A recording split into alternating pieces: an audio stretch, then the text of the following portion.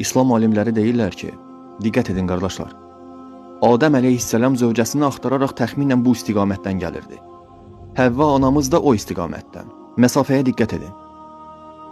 Və alimlər deyirlər ki, Həvva anamız Adəm əleyhissalamı uzaqdan görüb bir yerdə əyləşdi.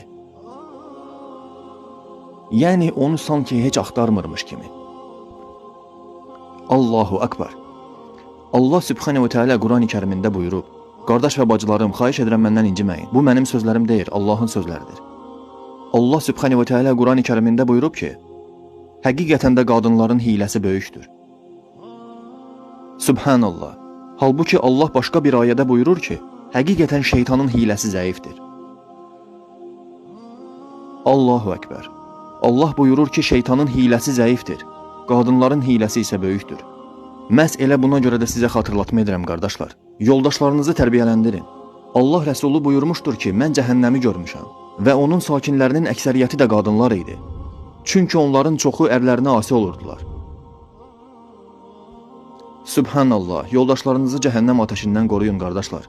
Rəbbim zövcələrimizi səhabələrin zövcələri kimi xeyirli qadınlar etsin. Allahumma amin.